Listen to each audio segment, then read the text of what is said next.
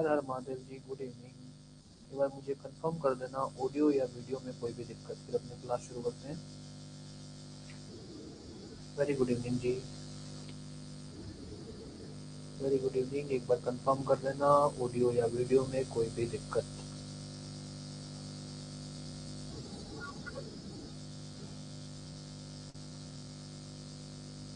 एक मिनट। हाँ,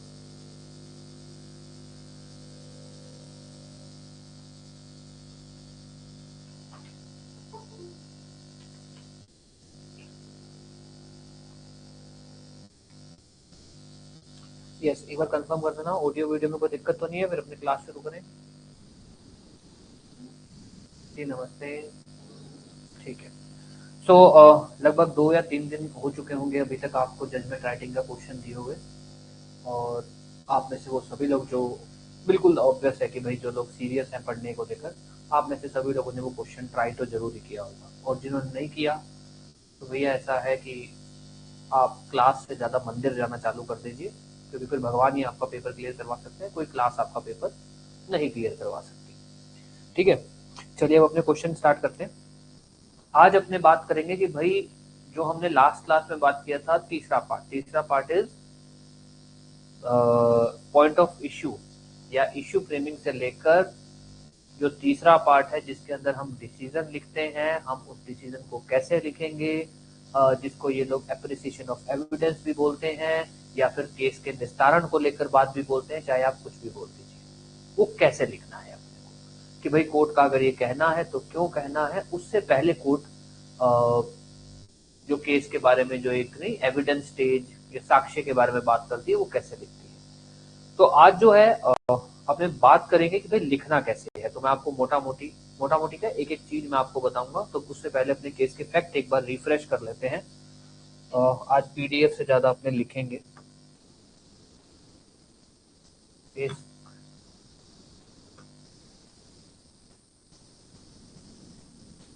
एक बार मेरे को केस के फैक्ट रिफ्रेश करा दो। विक्टिम कौन है, पीड़ित कौन है, कपिल। और अभियुक्त कौन है, सॉरी,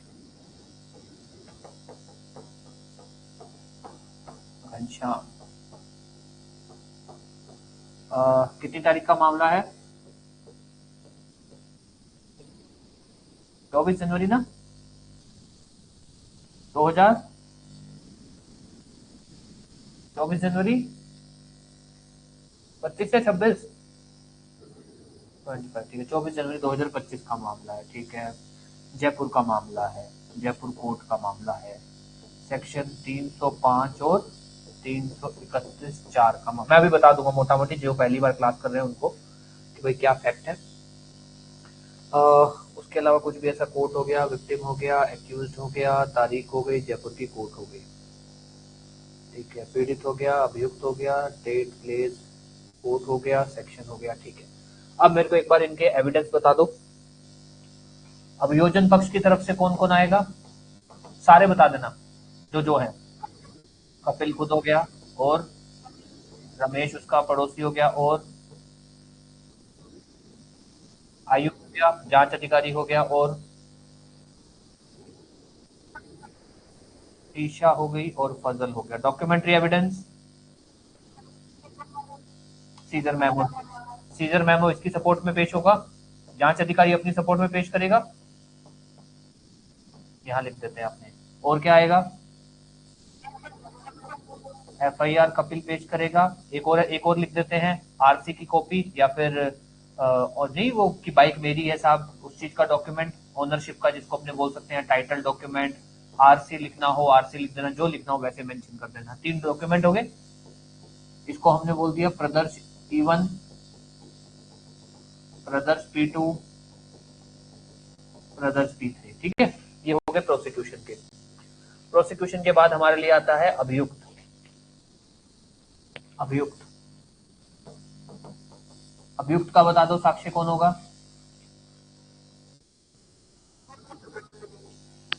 घनश्याम है ना, घनश्याम। घनश्याम को हम क्या बोलेंगे, DW1, है ना। अभी मैं हिंदी में बता दूंगा कि अपने हिंदी के अंदर कैसे लिखेंगे। चलो आ जाइए, केस के फैक्ट एक बार मोटा मोटी देख लेते हैं, ताकि अपने आज केस को कैसे अपने को इसका निस्तारण कैसे करना उस पर बात करेंगे। केस के फैक्ट मोटा मोटी ऐसे से हैं कि 24 जनवरी 2025 की बात है कि एक लड़का, मान लो चलो कपिल है, वो जयपुर में काम करता है, जयपुर में रहता है, मतलब वो अपने घर आता है जयपुर में जहां भी उसका घर है, वो घर आता है और घर का एड्रेस नहीं बताया वो ना हमें, घर का एड्रेस कॉलोनी कुछ नहीं बताया ना। हाँ ठीक है, ठीक है, वो अपने घर आता है जयपुर में, हमें नहीं बताया वो कहाँ एड्रेस है। और 24 जनवरी 2025 की बात है, रात का समय होता है, वो अपनी बाइक अपने घर पे अंदर खड़ा करता है। बाइक का नंबर है JR 125 ना, ठीक है, बाइक का नंबर है JR 125। तो बाइक का नंबर है JR 125। वो अपने घर पे अंदर खड़ा करता है, गेट वेट बंद करता है और सो जाता है। सुबह जब उठता है तो घर के गेट खुले हुए हैं और बाइक गायब है।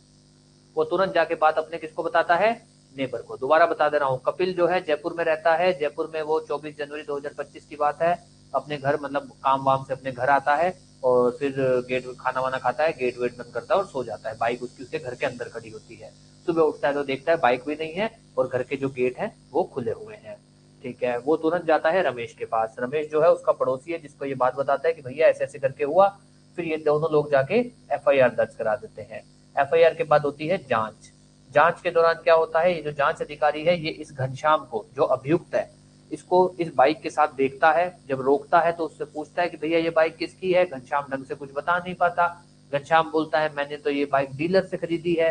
जांच अधिकारी पूछता है कौन सा डीलर, कहाँ का डीलर, वो सही से जवाब दे नहीं पाता। तो जांच अधिकारी क्या करता है, वो बाइक सीज कर लेता है।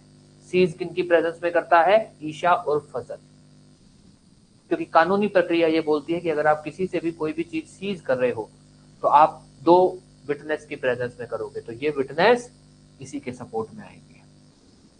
अब उसके बाद क्या हुआ, घनश्याम को थाने लाया गया, बाइक थाने लाई गई, कपिल को बुलाया गया। कपिल अपनी बाइक को पहचान लेता है, कपिल कहता है ये बाइक मेरी है। उसके बाद जांच अधिकारी जो है घनश्याम के ऊपर चोरी का आरोप लगाते हैं और उसके ऊपर उसको वही मामला कोर्ट में चला जाता है। फिर उसके बाद तो अब बात आती है भाई घनश्याम ने क्या क्या अपराध किए। सर दो अपराध किए। कैसे, एक तो सर वो घर में घुसा आधी रात को, ताला लगा हुआ तो ताला वाला तोड़ के घुसा हुआ है, ताला तोड़ के दीवार फांद के। तो house breaking at night with intention to commit theft 331 का 4। उसके अलावा सर उसने चोरी की है, चोरी घर से की है, थेफ्ट इन ड्वेलिंग हाउस 305, 331 का 4 और 305, ये दो उसने अपराध किए हैं। इन दो का हम उस पे जो है धाराएं लगाएंगे। अब आता है हमारे लिए जजमेंट लिखना। हम हमारा काम कहां से चालू होता है, हमने जो पिछली क्लास में बात की, point of determination, issue framing से। अब इश्यू फ्रेमिंग के अंदर हमारे लिए जो सबसे पहली इंपॉर्टेंट बात है कि भैया इश्यू फ्रेमिंग हमको ऐसा नहीं लिखना होता, नंबर 1 क्या इसने थेफ्ट इन ड्वेलिंग हाउस किया है, नंबर 2 क्या इसने हाउस ब्रेकिंग एट नाइट, ऐसा नहीं लिखना होता।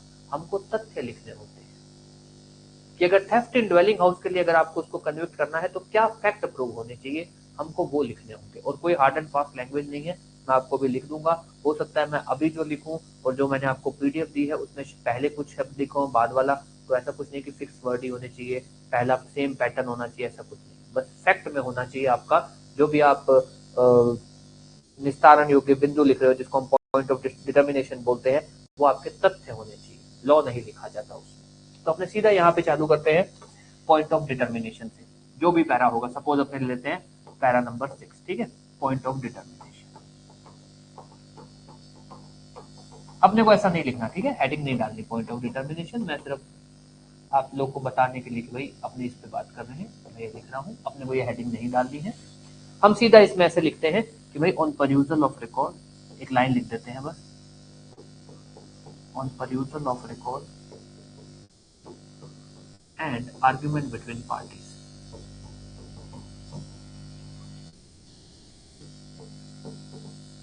following points are to be determined।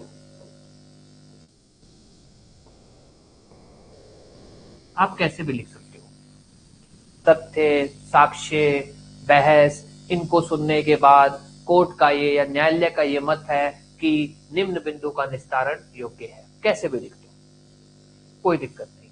अब आ जाइए, जब भी आप बिंदु लिखेंगे जितने सेक्शन उतने पॉइंट बनेंगे। यहाँ पर 2 सेक्शन है तो 2 पॉइंट बनेंगे।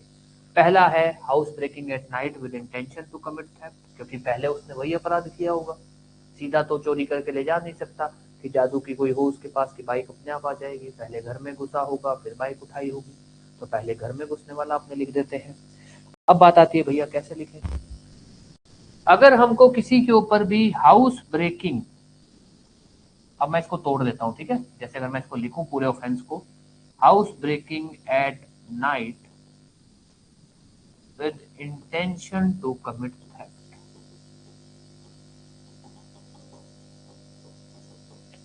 अगर मैं इस पूरे ऑफेंस को लिखूं तो इसमें तीन चीजें हैं, एक हाउस ब्रेकिंग का आएगा, एक रात का तथ्य लिखा जाएगा, एक ये लाइन लिखी जाएगी। अब हाउस ब्रेकिंग के लिए या तो मैं ऐसे लिखूं कि क्या ये कपिल के घर में दीवार फांद के घुसा, गेट तोड़ के घुसा, तो मेरे को यहाँ पर तथ्य में बताया गया कि भैया उसने गेट बंद किया था और जब सुबह उठा है तो देखा है कि गेट खुले थे। तो मैं यहाँ लिखूंगा कि क्या ये जो घनश्याम है इसने, तारीख लिखूंगा, इतनी तारीख को, क्योंकि समय नहीं पता मेरे को रात लिखनी है, इतनी तारीख को सीधा लिख दूंगा इन द मिडनाइट, रात को। उसके बाद लिख दूंगा ताला तोड़कर, हाउस ब्रेकिंग के लिए मैं क्या लगा दूंगा, ताला तोड़कर उसके घर में घुसा है with intention to commit theft, इतना लिख दूंगा। ये वाली जो लाइन है ये मैं ऐसे यूज कर सकता हूँ, हालांकि आप चाहो तो ऐसे भी लिख सकते हो with intention to take away bike या with intention to commit theft. आप चाहो तो इंटेंशन टू कमिट थेफ्ट लिख सकते हो या intention to take away bike, कुछ भी लिख सकते हो, कोई गलत नहीं होगा, जो आपको सही लगे। मेरा सजेशन ये रहेगा कि भैया क्योंकि हम कह नहीं सकते, भाई हम बिल्कुल क्लियर नहीं हो सकते कि वो क्या बाइक के इरादे से ही घुसा था, क्या पता वो चोरी करने घुसा हो, उसको दिखाओ यार ये बाइक वाला काम तो ज्यादा आसान है, बाइक का लॉक तोड़ते हैं ले जाते हैं, बाहरी बार खड़ी है, घर में घुसते ही खड़ी है, क्यों फालतू के अंदर अंदर जाएं ढूंढें, ये इतनी बढ़िया बाइक है 20-30 हजार की बिक जाएगी, इसी को लेकर चल लेते हैं। तो ये कह नहीं सकते कि वो चोरी सिर्फ बाइक करने के इरादे, सिर्फ बाइक की चोरी करने के इरादे से घुसा था या जनरल चोरी के इरादे से घुसा था, तो अपने नॉर्मल लिखते हैं। तो अगर मेरे को ये लाइन लिखनी होगी, मेरे को ये पूरा लिखना होगा, तो मैं कैसे स्टार्ट करूंगा। पहली बात है, जब भी आप पॉइंट लिख रहे हो तारीख लिखा जाएगा, तो आप ऐसे लिखोगे वेदर, क्या, ऑन 24 जनवरी 2025, टाइम नहीं पता तो लिखेंगे in the midnight.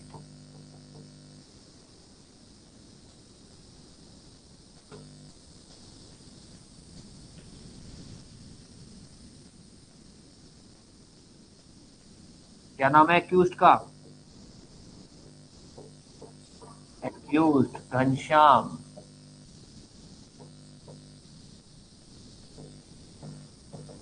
broke into house of Kapil by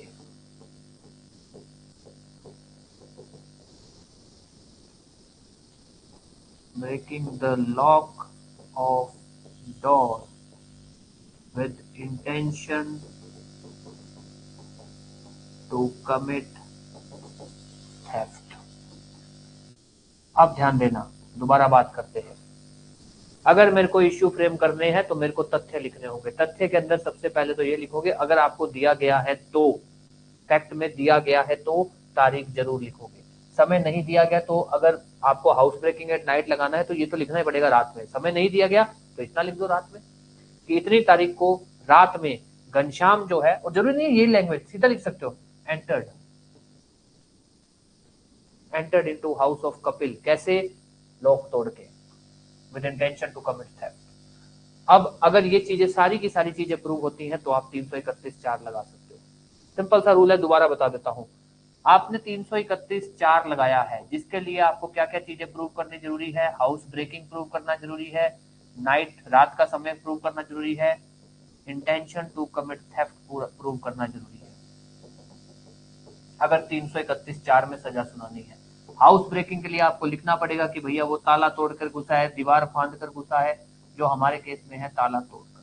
हमको ये 3 फैक्ट जोड़कर लिखने हैं, चाहे कैसे भी लिख दे। और बस इसके साथ हमेशा याद रखना कि पॉइंट में जो भी फैक्ट के अंदर तारीख लिखी हुई है वो तारीख जरूर लिखोगे, अगर टाइम लिखा हुआ है तो टाइम जरूर लिखोगे, अगर टाइम नहीं लिखा हुआ तो लिख देना एलेज्ड टाइम, डेट नहीं लिखा हुआ तो लिख देना एलेज्ड डेट। अब इसी के आधार पर हमारे पास डेट है तो हम सीधा लिखेंगे कि वेदर ऑन 24 जनवरी 2025 रात को accused Ghanshyam entered into house of Kapil by breaking the lock of door with intention to commit theft. अगर ये हम सारा का सारा प्रूव कर देते हैं तभी 331(4) लगा पाएंगे। सिंपल सा रूल है। किसी का कोई भी सवाल, ताकि मैं आगे बात कर सकूं। कोई हार्ड एंड फास्ट रूल नहीं है, कोई पेट लैंग्वेज नहीं है कि ऐसा ही लिखना है और वो ही लिखना है, कुछ नहीं है। आप जो भी लिख रहे हो उसका मतलब एक जैसा होना चाहिए। ऐसा नहीं है कि हाँ बस ठीक है कि भैया ये है कि लिखना ऐसे है, जरूरी नहीं है कि ये लाइन पहले हो ये लाइन बाद में हो, कोई फर्क नहीं पड़ता, कोई भी फर्क नहीं पड़ता। आप में से अगर कोई ये इंटेंशन वाली लाइन पहले भी लिख देगा तब भी गलत नहीं हुआ।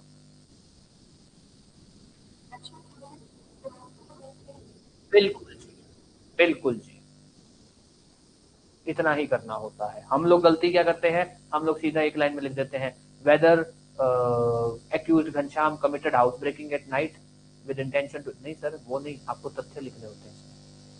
जजमेंट राइटिंग फैक्ट का गेम होता है। किसी का कोई भी सवाल, उसमें देखो ऐसा होता है कि हिंदी के अंदर, एक मिनट मैं बता देता हूँ, होगा जो अपने पास। हाँ जी, क्या कह रहे हैं? अभी देख लेते हैं साहब, ये वाला भी।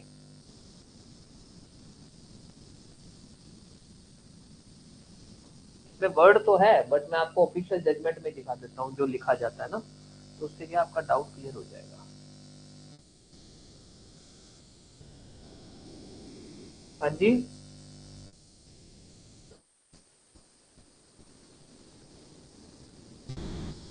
एक मिनट।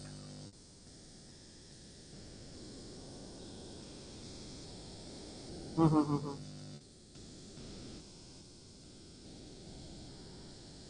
आरोपित, अभी देख लेते हैं अपने हिंदी में क्या बोला जाता है। मेरे को एक्चुअली क्या, मेरे को याद एकदम से दिमाग में नहीं आ रहा, तो इसलिए। आरोपित तो नहीं होता, अभी बता देता हूँ।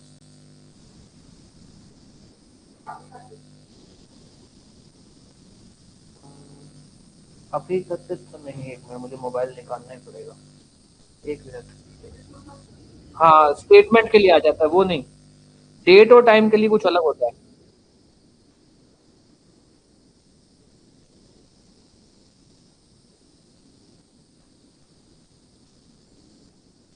आरोपित लिख सकते हैं आप, ठीक है, या फिर रहता है कथित।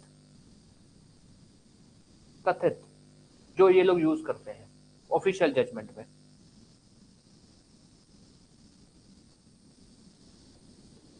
हाँ हाँ, यूज कर सकते हैं, बट ये लोग ज्यादातर ऐसा लिखते हैं कि कथित तारीख और समय अगर दोबारा रिपीट करते हैं तो। इसके अंदर लिखा नहीं हुआ इन्होंने, इसके अंदर नहीं लिखा हुआ इन्होंने। हाँ, तथा कथित भी बोलते हैं, कथित तथा कथित, दो तीन शब्द हैं जो आप लिख सकते हो ना। एक मिनट, हाँ इसमें कैसे आएगा,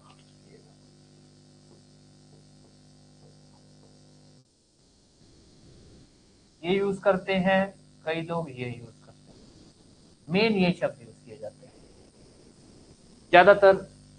ये बताइए।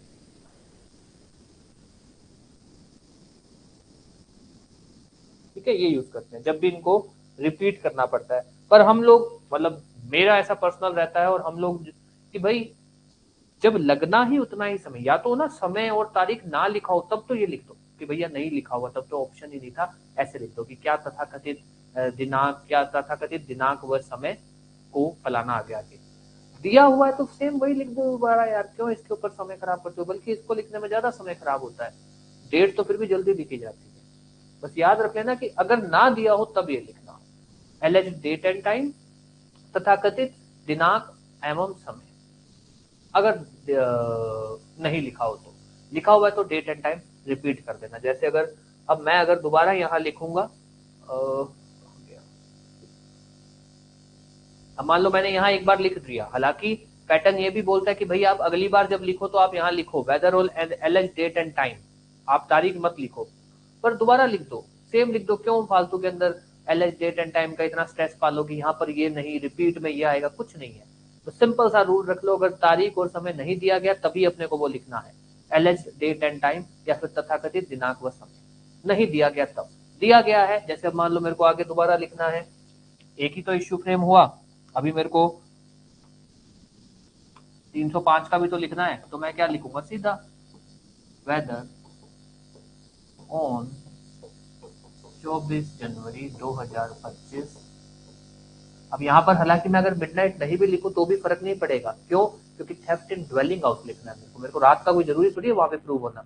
मैं नहीं भी लिखूंगा तब भी फर्क नहीं पड़ेगा, पर अगर मैं लिख भी दूंगा तो भी गलत नहीं। तो आपकी इच्छा है, मेरा ये आपको पॉइंट बताने का इंटेंशन ये है कि जब भी आप जो भी पॉइंट लिख रहे हो, जो धारा लगा रहे हो, उसके लिए जो इसेंशियल तथ्य है बस वो लिखने हैं आपको। ऐसा नहीं कहते यार मैंने उसमें तो रात लिखी नहीं, कोई बात नहीं, इसेंशियल तथ्य लिखने हैं ऑफेंस के, सिंपल सा रूल लगाना है आपने।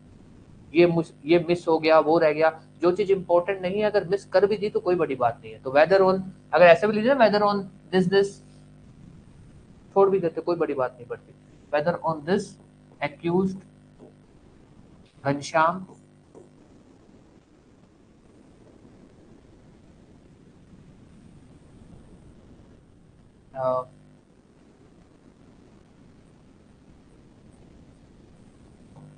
motorcycle of Kapil from his house without his consent। कितना ही चाहिए मेरे को, और कितना चाहिए? घर के अंदर से चोरी होनी चाहिए। चोरी का मतलब क्या है? किसी का सामान उसकी बिना कंसेंट के लेकर जाना, बस। तो ऐसे लिख दूंगा। आपको और लिखना है तो ऐसे लिख दो, Ghanshyam took out from possession of Kapil, कैसे भी लिख दो, कोई दिक्कत नहीं है। बस जो सेक्शन के इसेंशियल है बस वो लिखना है कि भैया क्या इतनी तारीख को इतने समय पर जो घनश्याम है वो उसकी बाइक को बिना उसकी मर्जी से उसके घर से लेकर गया है क्या? लेफ्ट इन ड्वेलिंग हाउस के लिए इतना ही तो चाहिए, मूवेबल प्रॉपर्टी होनी चाहिए, बिना उसकी मर्जी के लेके जाओगे आप। और तीसरा, अगर ड्वेलिंग हाउस लगाना है तो घर होना चाहिए, घर या ऐसा कोई जगह होनी चाहिए जहां से चोरी हो रही है। बस ये तो हो गया। तो दूसरा पॉइंट, इसमें कोई भी डाउट? कोई हार्ड एंड फास्ट रूल नहीं है, कुछ ऐसा नहीं है कि अरे ये क्यों मिस कर दिया, वो क्यों, कुछ नहीं है। दोबारा बोल रहा हूँ, आप जब भी ये मिस नहीं, जिसको अपने हिंदी में बोल देते हैं बिंदु, और इंग्लिश में पॉइंट ऑफ डिटर्मिनेशन ऐसा बोलते हैं, कुछ नहीं है। आप जितनी धाराएं लगा रहे हो उतने मुद्दे बनेंगे। लिखना क्या है? फैक्ट लिखने हैं। कैसे निकालोगे फैक्ट? जो सेक्शन है उस सेक्शन के अंदर अगर आप उसको सजा देना चाहते हो तो क्या क्या तथ्य प्रूव होने चाहिए, 2 या 3 जो भी हैं उन्हीं तथ्यों को अच्छे से फ्रेम करके लिख दो। बस जब भी लिख रहे हो तो ये शुरुआत ऐसे करोगे, वेदर, इंग्लिश में क्या, तारीख और समय, पहले ऐसे लिखो, क्या इस तारीख को इस समय को ये हुआ, क्या इस तारीख को इस समय को, जो भी आप तथ्य लिखो, फिर उसके बाद आएगा। तो whether on this date and time ये पहले आएगा, उसके बाद जैसा भी आपका पैटर्न बनता है वैसे ही भी लिख सकते हो, कोई गलत नहीं। फिर उसके बाद याद रखना कि जितने सेक्शन उतने पॉइंट, एक पॉइंट एक्स्ट्रा बनेगा, जिस पॉइंट को हम बिल्कुल सिंपल सा इतना लिखते हैं, if yes conviction if and, बस। और अगर चाहो तो if yes period of sentence, या if yes period of sentence, if yes acquittal and conviction, कैसे भी लिख लो, कोई भी दिक्कत नहीं। बस सिंपल सा लिखना है, यदि हाँ तो उसको कितनी सजा होगी। सिंपल सा, मैं आपको सीधी भाषा, यदि हाँ तो उसको कितनी सजा होगी, इतना लिखा जाता है। तो इफ यस हम लोग सिंपल सा लिखते हैं, बहुत सिंपल रखते हैं, क्योंकि हम लोग ऐसे पढ़ते हैं, यदि हाँ तो कितनी सजा होगी, इफ यस कन्विक्शन इफ, बात खत्म। जितने सेक्शन उतने पॉइंट, एक एक्स्ट्रा पॉइंट ये लिखा जाएगा, बात ही खत्म, और कुछ नहीं होगा इसके अंदर। कोई भी डाउट कुछ भी, ताकि आगे बात की जा सके।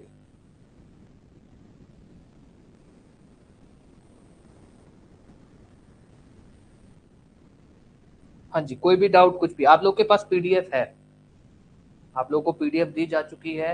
अगर मतलब ऑब्वियस आपने अगर पहले उसको पढ़ा है तो आपको ये चीजें मोटा मोटी समझ आ रही है। किसी को कोई भी डाउट नहीं समझ आ रहा तब भी बता देना।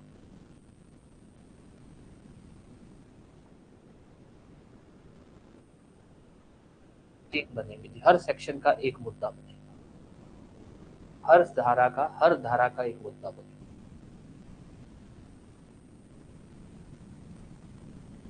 है ना? ये लिख, ये जरूरी है। अब ध्यान देना, अब अपने इसके, जिसको अपने बोल देते हैं एप्रिसिएशन ऑफ एविडेंस बोल देते हैं, या फिर इसके निस्तारण के लिए जाते हैं, बिंदुओं के निस्तारण के ऊपर बात करते हैं, अपने वो कुछ नहीं लिखना। जैसे किताबों में होता है कि आप हेडिंग डालोगे एप्रिसिएशन फॉर एविडेंस, निस्तारण, ये बोली, कुछ नहीं लिखना होता है ऐसा। सीधा इसके बाद कितने बिंदु है, ये 3 बिंदु बने ना, सीधा एक अगली लाइन में ऐसा लिख दोगे, पॉइंट्स या पॉइंट 1 या 1 2 एंड 3, या तो ऐसे लिख देना, या फिर पॉइंट 1 2, जैसे आपको लगे। यहां से सीधा समझ आ जाता है कि भैया अब यहां से मामला चालू होगा निस्तारण का। हालांकि हम लोग, अब ये लिखा जाता है, प्रैक्टिकली जजमेंट में भी लिखा जाता है, हालांकि नहीं भी लिखोगे तब भी कुछ नहीं होता। बस ये ध्यान रखना हेडिंग वेडिंग नहीं डलती है कि यहाँ हेडिंग डाल रहे हो जी, वो पॉइंट चालू कर रहे हो उसमें हेडिंग डाल रहे हो, पहले पॉइंट फॉर डिटर्मिनेशन, फिर उसको, नहीं सर हेडिंग वेडिंग नहीं डलती है। आप कोई भी जजमेंट उठा लो, जजमेंट के अंदर हेडिंग्स थोड़ी डलती हैं कि यहाँ पे इंट्रोडक्शन है, यहाँ पे बिंदुओं की हेडिंग डलेगी, फिर उसके बाद वो पैराफ्रेम होता है।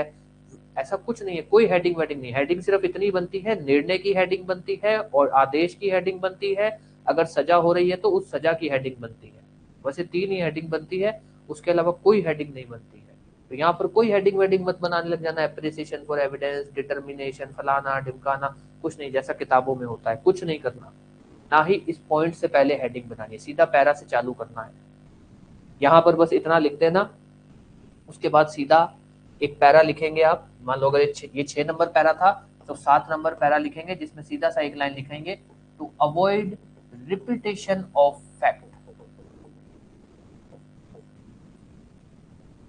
all points are determined simultaneously। कुछ नहीं ऐसे बढ़ा चढ़ा के लिखना कि कोर्ट का समय बचाने के लिए, ये फलाना करने के लिए, उसमें 10 तरह की, कुछ नहीं। एक छोटी सी बात है कि साहब फैक्ट्स के रिपीटेशन को बचाने के लिए, to avoid repetition of fact, सभी को एक साथ लिखता रखें, बस एक ही लाइन में फटाफट खत्म कर दो, क्योंकि एग्जामिनर को आपके इस पॉइंट से कोई लेना देना नहीं। वो इसके बाद अब जो आप करोगे उसमें वो चेक करेगा कि आप नंबर बनते हैं कि नहीं बनते। अब यहां से अपना काम चालू होता है। अब यहां से जो काम चालू होता है वो कौन से चालू होता है, जो अपने ने पीछे ये साहब किया। अब अपने इसको लिखेंगे पहले। अब क्या होता है, ये आपका जो है बना एक तरह से पार्ट 3 ऑर्डर से पहले, जिसको अपने निर्णय बोलते हैं ना, ये आपका पार्ट 3 बना निर्णय का। पार्ट 1 तो हो गया इंट्रोडक्शन, पार्ट 2 हो गया जजमेंट, जहां से आप चालू करते हो वहां से लेकर पॉइंट तक, पॉइंट ऑफ डिटर्मिनेशन जो आप लिखते हैं, 2 पार्ट 3 हो गया। अब ये वाला, ये बहुत इंपॉर्टेंट है। पार्ट 3 में आप सबसे पहले लिखेंगे एविडेंस को, कि भैया इस केस में एविडेंसेस का क्या हुआ। तो सीधी सी बात है, अगर हम इस केस में एविडेंस की बात करें तो क्या हुआ होगा कि भैया सबसे पहले तो अभियोजन पक्ष ने अपने साक्ष्य पेश किए, हम सीधा लिखेंगे कि भैया to discharge its burden of proof, prosecution ने जो है अपना एविडेंस पेश किया। ठीक है, इसको पेश किया सबसे पहले। ऑब्वियस सर कपिल आएगा, जो विक्टिम है, पीड़ित है, वो आएगा कि साहब आ जाइए कपिल साहब। तो कपिल पेश हुआ, कपिल ने क्या बातें बोली, जो भी बात आपको लगता है समरी में, बहुत वर्ड टू वर्ड मत लिखना वहां पे, समरी में कि कपिल का ये कहना है। ठीक है, अब सीधी सी कहानी होगी, कपिल के कहने से थोड़ी कोर्ट मानेगी। कपिल के सपोर्ट में कोई साक्ष्य हो, कोई ओरल एविडेंस हो, कोई डॉक्यूमेंट्री एविडेंस हो, तो इस केस में कपिल के सपोर्ट में कौन कौन आएगा, कौन कौन से ओरल एविडेंस आएंगे और कौन कौन से डॉक्यूमेंट्री एविडेंस आएंगे। हाँ जी, अगर कपिल आके कोर्ट में बयान देता है कि साहब मैं इतनी रात को घर पे आया था, मैंने ताला लगाया था, मैं सोने चला गया था, सुबह उठा था ताला खुला हुआ था और बाइक नहीं थी, इसके सपोर्ट में किस किस को लाएगा। हाँ हाँ हाँ हाँ, ईशा फैजल कहाँ से, ईशा फजल वहां पे मौजूद थोड़ी थे। ईशा फजल तो अभियोजन पक्ष की सपोर्ट में आएंगे। अब नहीं, अब ध्यान देना, अभी हाँ अभी ध्यान देना, रमेश क्यों आएगा, क्योंकि रमेश ये बताएगा कि साहब इसने आके मेरे को बात बताई, तो उस आधार पर इंडियन एविडेंस एक्ट का जो आपका बनता है ना पार्ट ऑफ ट्रांजैक्शन वाला सेक्शन, साक्ष्य अधिनियम का सेक्शन 4, इंडियन एविडेंस एक्ट का सेक्शन 6, ये कोर्ट बोल सकती है यार सुबह सुबह ये बंदा उठता है, सुबह सुबह ये बंदा उठता है, जैसे ही ये बंदा देखता है कि बाइक नहीं है, ये तुरंत जाके बताता है किसी। अब वो कहता है कि हाँ साहब ये तुरंत ही आया था। रमेश क्या बोल रहा है, यहाँ साहब तुरंत ही आ गया था ये, मान लो अगर सुबह ये 7 बजे उठा तो आधे घंटे में तो मेरे पास था। एक तो ये कि नहीं साहब ये तो 3-4 घंटे बाद आया। नहीं, रमेश कह रहा हाँ साहब ये तो तुरंत ही आ गया था मेरे पास, तुरंत ही आएगी। अरे यार भाई यार सर सुबह सुबह ही आ गया, मैं तो उठा भी नहीं था, इसी ने आके उठाया मेरे को। प्रैक्टिकली तो कोर्ट में ऐसे ही बोलेगा ना रमेश कि मैं तो उठा ही नहीं था साहब, इसी ने उठाया। तो उससे क्या कोर्ट कनेक्शन बिठा सकती है। यार ये बंदा सुबह सुबह उठता है, बाइक नहीं देखता तो तुरंत इस बंदे को बताता है, तुरंत इस बंदे को बता रहा है, कोई टाइम गैप नहीं आ रहा, तो मान सकते हैं कि ये इंसिडेंट ऐसा हुआ होगा। अगर टाइम गैप आता है तो हम मान सकते थे कि भैया इसने ये झूठ बोल रहा है या फ्रेम कर रहा है, तुरंत कर रहा है तो दैट मीन्स ये अपनी जगह सही है। एक दूसरा, एफआईआर। एफआईआर क्यों? क्योंकि एफआईआर में इसने ये बातें बोली होंगी कि क्या हुआ, कैसे आया हुआ, तो एफआईआर को इसलिए कोर्ट में पेश किया जाएगा कि साहब देख लो इसने जो एफआईआर में बयान दिए हैं और जो इसने कोर्ट में बयान दिए हैं वो सेम है। इसीलिए कभी भी आप किसी भी वकील से पूछ लेना, जब भी वो एफआईआर लिखवाता है वो आपको यही बोलते हैं कि यार एफआईआर में बहुत ज्यादा डीप में मत जाओ, मोटा मोटी बात लिख दो एफआईआर में। कोर्ट में अपने को क्या बोलना है, कैसे बोलना है, बहुत चीजें मैटर कर जाती है। अगर कोई बात एफआईआर में लिख चुके हैं तो कोर्ट में मुकरना या चेंज करने में दिक्कत आ सकती है। तो इसीलिए हम बोलते हैं कि भैया एफआईआर आपकी चेक की जाती है। जो भी पीड़ित है, जो भी जिसने एफआईआर दर्ज कराई है, अगर वो आके कोर्ट में बयान देता है तो उसके बयान कैसे चेक किए जाते हैं? एफआईआर से। कि जब उसने एफआईआर दर्ज कराई तब भी यही बातें बोली है क्या? अगर सेम है ठीक है, अगर एफआईआर में बातें अलग चल रही हैं, कोर्ट में आके जो बातें बोल रहा है वो अलग बोल रहा है, तब कोर्ट बोलेगी ना भैया एफआईआर में तो तुमने कुछ बोला, यहाँ तुम कुछ बोल रहे हो। ऐसे नहीं चलेगा। देखा जाए तो कपिल ने जो आके बयान दिए हैं, कपिल अपने बयान की सपोर्ट में एक तो रमेश को ले आएगा, एक एफआईआर को ले आएगा। ये दो ही लोग आ पाएंगे, ये दो ही लोग। जांच अधिकारी इसलिए नहीं क्योंकि जांच अधिकारी की जगह एफआईआर पेश होगी, सीधा हो गया बस। उसके बाद अब रमेश तो हो गया ना, रमेश ने जाके बयान दे दिए, रमेश तो कपिल के सपोर्ट में आ गया। अब रमेश को अलग से थोड़ी पेश करेंगे, अलग से नहीं होगा, बस हो गया। अब आएगा जांच अधिकारी। रमेश हमने क्यों स्किप कर दिया? क्योंकि रमेश तो इसके सपोर्ट में आ गया। अब आएगा जांच अधिकारी। और ये पेट सीक्वेंस है। आप लोग जजमेंट राइटिंग के जैसे जैसे क्वेश्चन करते जाओगे ना, आप देखोगे ये पेट सीक्वेंस है कि बंदा जो एफआईआर दर्ज करा रहा है उसकी सपोर्ट में एफआईआर का डॉक्यूमेंट पेश होगा, बंदा जो जिसके जो पीड़ित है उसने जाके जिसको बात बताई है वो उसकी सपोर्ट में आएंगे। पेट सीक्वेंस है। फिर आएगा जांच अधिकारी। जांच अधिकारी आगे क्या बयान देगा? जांच अधिकारी आगे बयान देगा कि हाँ साहब कपिल ने एफआईआर दर्ज कराई थी, मैंने जांच के दौरान घनश्याम को बाइक के पास देखा, जब मैंने इससे पूछा तब ये जवाब नहीं दे पाया, ढंग से जवाब नहीं दे पाया, तो मैंने इसकी बाइक सीज कर ली। अब जांच अधिकारी ये कह रहे हैं कि साहब मैंने बाइक से घनश्याम को देखा। भैया पुलिस के बयान कब कौन से दिन कोर्ट मानती है? मानती नहीं है। कोर्ट कह रही है तुम तो वैसे किसी को फंसा देते हो। तो जांच अधिकारी किसको पेश करेगा? इंडिपेंडेंट विटनेस को। कि साहब आप ईशा से पूछो, ये भी वहां मौजूद थे। साहब आप फजल से पूछो, ये भी वहां मौजूद थे जब मैं घनश्याम से पूछ रहा था। साहब इनसे पूछो, इनके सामने मैंने बाइक सीज की है घनश्याम से। ये लोग किसके सपोर्ट में आएंगे? जांच अधिकारी। इतना बहुत है, ये हो गई। उसके अलावा और कुछ भी? उसके अलावा अगर आपको ये भी पेश करना है डॉक्यूमेंट कि भैया ये जो कपिल है इसने ये भी एक डॉक्यूमेंट पेश किया है कि बाइक उसकी है, इस चीज को लेकर ये आप मेंशन करना चाहते हो तो ये भी मेंशन कर देना बाद में कि कपिल का ये कहना है, कपिल ने अपनी सपोर्ट में ये चीजें पेश की हैं। जब कपिल अपना बयान दे रहा है ना कि मेरी बाइक चोरी हुई, तो उसी में अपने मेंशन कर देंगे कि कपिल ने अपनी सपोर्ट में बाइक की डॉक्यूमेंट आरसी या डॉक्यूमेंट ऑफ नहीं एग्जिबिट, एग्जिबिट पर हम लोग ऐसे लिखते हैं, ऐसे पूरा मत लिखना, एग्जिबिट। ठीक है, प्रदर्श हिंदी में बनता है प्रदर्श। बाकी P1 P2 D1 D2 ये सेम रहता है, हिंदी इंग्लिश दोनों में सेम रहता है। मैं अभी लिखूंगा तब बता दूंगा। ठीक है, ये अपना सीक्वेंस और पेट सीक्वेंस। अब अपने को इसी को लिखना है। अब सपोज आप जज हो, आपके सामने ऐसी कहानी हुई कि एक चोरी का केस आया, चोरी के केस में पहले आया कपिल, कपिल ने अपने बयान दिए, ये बयान दे दिए, ठीक है। फिर उसके बाद कपिल ने अपने सपोर्ट में ये पेश कर दिया, एफआईआर पेश कर दी और रमेश को पेश कर दिया, ठीक है साहब। और अपने सपोर्ट में उसने पेश कर दिया एक और कागज कि साहब मैं झूठ नहीं बोल रहा हूँ, ऐसा नहीं बोल रहा कि मेरे पास कोई बाइक थी, या देख लो मैं कागज पेश कर रहा हूँ कि मेरे पास एक बाइक है, चलो ठीक है, ये भी एक मेंशन हो गया। उसके अलावा जांच अधिकारी आया, तो जांच अधिकारी ने क्या बोला? जांच अधिकारी ने अपने सपोर्ट में क्या पेश किया? अब ध्यान देना, आप सपोर्ट की तो बातें बोल रहे हो, क्रॉस एग्जामिनेशन की भी तो बात करो। आप जज हो, आपके सामने मान लो कपिल आके कोई बात बोलेगा, कपिल ने अपने सपोर्ट में बातें बोल दी, अपने सपोर्ट में डॉक्यूमेंट पेश कर दिए, एविडेंस पेश कर दिए, सामने वाला वकील कुछ भी नहीं करेगा? सामने वाला वकील कुछ तो क्रॉस एग्जामिन करेगा, कुछ तो आके बोलेगा ना कि साहब ये वो फलाना ढिमकाना 10 तरह के सवाल पूछेगा उससे कि तुम कब आए, तुम रात को कब सोए, तुम कहाँ काम करते हो, तुम्हारी बाइक का नंबर क्या है, बाइक कब खरीदी, कुछ भी पूछे वो चाहे, तो हमको वो लाइन भी लिखनी है। हालांकि हमारे पास यहाँ पर कुछ नहीं है कि भैया क्रॉस एग्जामिनेशन में क्या हुआ, तो हम सीधा लिख देंगे भैया क्रॉस एग्जामिनेशन में कुछ भी नहीं हुआ, क्रॉस एग्जामिनेशन में जितने भी एविडेंस, जितने भी ये साक्ष्य थे, ये अनरिबट, कोई भी किसी को कॉन्ट्राडिक्ट नहीं कर पाया जो वकील था, उसको अपने मेंशन कर देंगे। तो अब इसको अपने को लिखना है। अब आप अपने आप को जज मान के अगर लिखेंगे तो आप अच्छे से लिख जाएंगे। जैसे अगर मान लो अब आपको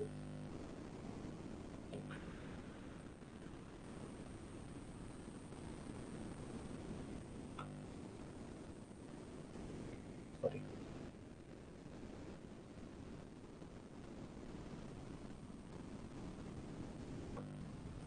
अब यहां से सीधा चालू करते हैं, सीधा लिख देते हैं to discharge its burden of proof prosecution examined Kapil, कुछ नहीं लिखना, विक्टिम कपिल कुछ नहीं, Kapil as PW1 who deposed that, जिसने ये बयान दिए कि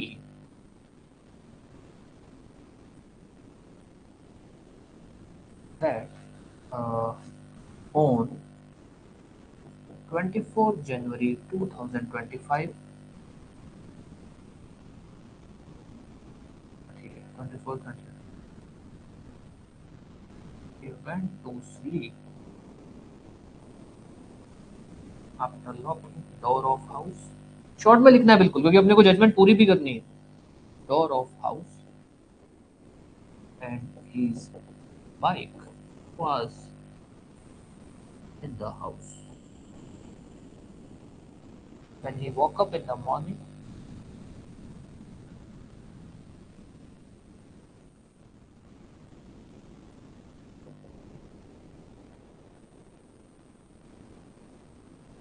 his bike was missing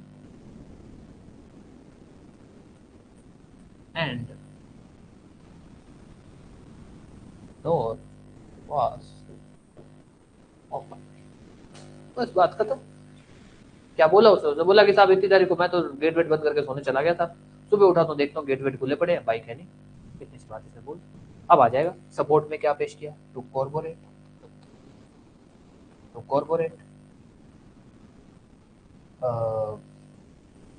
क्या नाम है, क्या नाम था इसका, नहीं Kapil, corporate prosecution further produced, corporate prosecution produced Ramesh as PW2,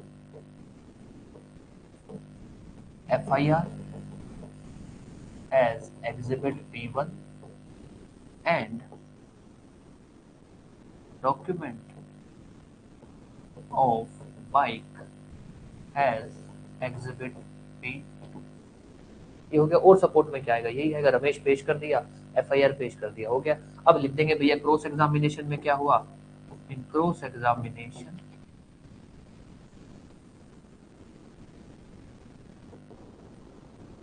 all evidences या all witnesses या all evidences लिख देना remain un।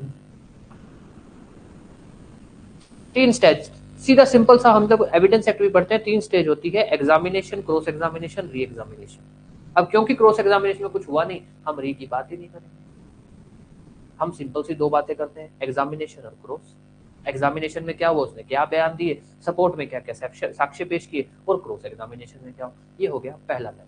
अब अभी जांच अधिकारी बाकी है, फिर अब लिख देंगे पैरा। अब यहाँ पर जैसी दूसरा विटनेस याद हो रहा है ना, पैरा बदल देना, क्योंकि काफी लंबा पैरा हो गया ना, अब पैरा बदल देना। हाँ जी, कुछ कह रहे हैं, फर्दर प्रोसिक्यूशन, अभी मैं आपको इसको बता भी दूंगा इसमें क्या कॉमन मिस्टेक, छोटी मोटी गलतियां जो आप कर सकते हैं। Further prosecution examine investigating officer as, क्या बनेगा, investigating officer PW3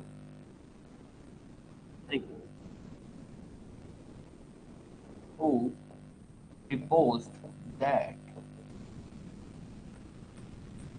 he saw accused Ghanshyam with bike in bazaar या in market. On examination, Ghanshyam या accused लिख दो. On examination, accused fails to give any satisfactory, any satisfied या satisfactory या satisfied reply या answer, ये तो answer.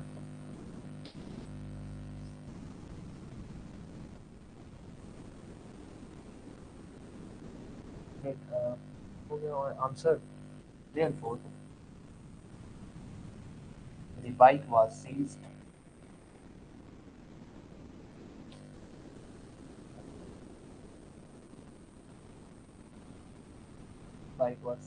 And upon further investigation,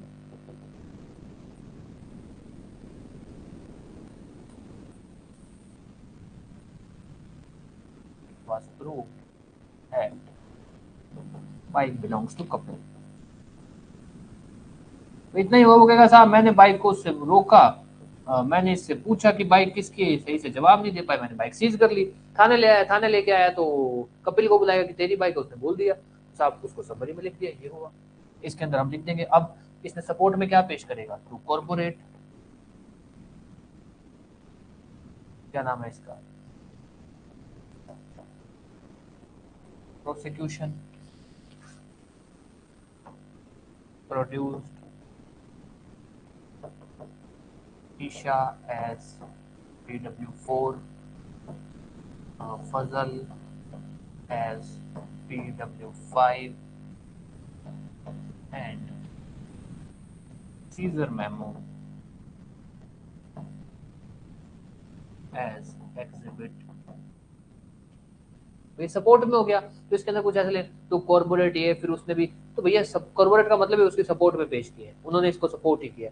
लिख देंगे क्रॉस एग्जामिनेशन में क्या हुआ. इन क्रॉस एग्जामिनेशन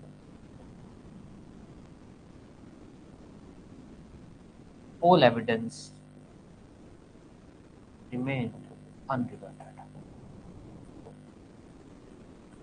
अब ध्यान देना,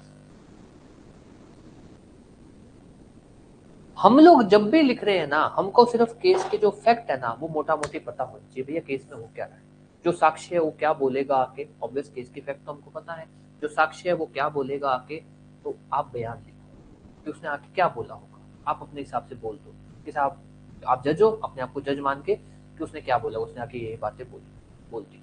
अब आपको लगता है कि यार इसने जो ये बयान दिए हैं, इस बयान में किस किस को सपोर्ट में पेश कर सकता है. अब वहां ये मत डरना कि यार मान लो जैसे मैं यहाँ पे एग्जांपल लेता हूँ कि भाई साहब मैंने जब फर्दर इन्वेस्टिगेशन किया तो मेरे को पता लगा कि ये बाइक किसकी है, कपिल की है. ये बोल रहा है ना कि मैंने कैसे, भाई ये कैसे पता लगा, तूने कपिल को बुलाया होगा. तो जरूरी नहीं है कि यहाँ पर अभी कपिल को मेंशन नहीं कर सकता, कर सकता है, कपिल को बुला सकता है कि कपिल बता भाई मैंने तेरे को बुलाया था.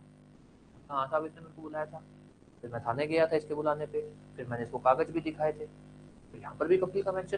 कोई ऐसा नहीं कि अरे अपने तो ऐसा था कि नहीं नहीं जिसका मेंशन पहले हो गया वो दोबारा नहीं हो सकता. क्यों भैया, आप बयान लिख रहे हो, उस बयान में देखो इस बयान को प्रूव करने के लिए वो सपोर्ट में किस किस को ला सकता है. ईशा को ला सकता है जिसकी प्रेजेंस में बाइक सीज हुई, फजल को ला सकता है जिसकी प्रेजेंस में बाइक सीज हुई या जिसकी प्रेजेंस में रोका. उसके बाद अगर उस बयान में ऐसी कोई बात है जिसके लिए उसको कोई और साक्ष्य भी लाना पड़ सकता है, जैसे मान लो यहाँ पर कपिल को दोबारा बुलाना पड़ सकता है, कपिल आ जाएगा, क्या दिक्कत है, लिख देंगे कि साहब कपिल को भी दोबारा बुलाया इसने, PW1 इसने आके इसके सपोर्ट में बात बोली कि हाँ साहब इसने मेरे को बुलाया था, मैं गया, इसने मेरे को बोला कि बाइक किसकी, मैंने इसको बता दिया कि भैया ये बाइक मेरी है और मैंने इसको कागज भी दिखाए थे, वो भी हो जाएगा. ठीक है भैया, कपिल भी ये कह रहा है कि इसको इसने बुलाया था. यहाँ पर ये बयान में बोल रहा है ना कि भैया ये बाद में प्रूव हुआ कि बाइक कपिल की है. तो कैसे प्रूव हुआ, कैसे ना कैसे कुछ ना कुछ तो तुमने कपिल से कोई डॉक्यूमेंट मंगाए होंगे, कपिल को बुलाया होगा, कुछ तो होगा, सपना तो आएगा नहीं तुम्हें. तो कोई हार्ड एंड फास्ट रूल नहीं है, बस आप बहुत सिंपल लिखना आना चाहिए. आपको इतना कॉन्फिडेंस में लिखना आना चाहिए कि हाँ यार अगर मैं जज होता यहाँ पे तो मैं क्या करता, मेरे पास केस के फैक्ट है, मेरे पास एविडेंस है, मैं क्या करता. अगर इस केस का मैं देखूं भैया ये केस कैसा चलता, तो ये होता कि अभियोजन पक्ष जो है वो क्या क्या साक्ष्य लाता, जो भी वो साक्ष्य लाता उसकी सपोर्ट में वो क्या साक्ष्य लाता, हो गया।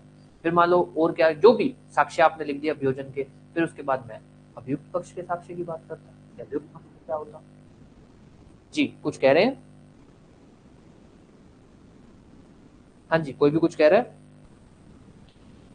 ठीक है, अब ध्यान देना, बस सिंपल सा रूल फॉलो करना है आपको। क्या करना है कि आप जब भी जजमेंट कर रहे हो ना, तो जैसे मैंने आपको पहली जो लास्ट क्लास थी मैंने आपको बोला था भैया आप ये लिखोगे, ये चीजें पहले ही लिख लो कि जब भी आप जजमेंट राइटिंग के क्वेश्चन को पढ़ रहे हो, किसके इंपॉर्टेंट क्या बातें हैं, तारीख क्या है, समय क्या है, विक्टिम कौन है, अभियुक्त कौन है, सेक्शन क्या क्या लग रहे हैं, कोर्ट कौन सी लग रही है, कोर्ट कहाँ की लग रही है, ये सब। उसके बाद अभियोजन पक्ष के साक्ष्य कौन कौन है, ओरल और डॉक्यूमेंट्री दोनों। अब अभियुक्त पक्ष के साक्ष्य कौन कौन है, ओरल और डॉक्यूमेंट्री दोनों, जो भी है, ताकि अब आपके सामने पूरा एक जो केस है वो 2 या 4 मतलब आपके सामने है बिल्कुल पॉइंट्स। अब आपको कुछ नहीं करना होगा, जिस समय आपको ये लिखना होगा आपके सामने कि अच्छा ये एविडेंस है, आपको अपने आप सब कनेक्ट होता रहेगा। अच्छा अगर मैं जज होता तो यहाँ पर जो सरकारी वकील है वो क्या करता, सरकारी वकील इसको पेश करता, वो ये बातें बोलता, बस वो लिखना ही है। सरकारी वकील इसको पेश कर रहा है, उसने ये बातें बोली हैं, फिर उसने अपनी सपोर्ट में किसको पेश किया, फलाने फलाने को सपोर्ट किया है, ये सब इस तरह से आपको लिखना है। फिर मान लो उसके बाद जब आप अभियोजन के साक्ष्य खत्म कर जाओगे, फिर आप लिख दोगे।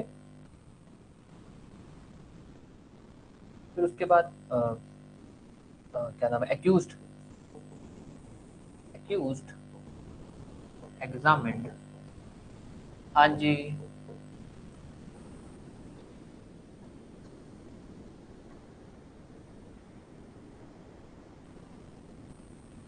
फॉर्मेट में। अच्छा तीसरा वाला ये था भाई एक्यूज्ड के कौन कौन से होंगे, पहला तो हो गया केस के फैक्ट और इंट्रोडक्शन, दूसरा अभियोजन पक्ष के साक्ष्य, और तीसरा वाला हो गया आपका अभियुक्त पक्ष के साक्ष्य,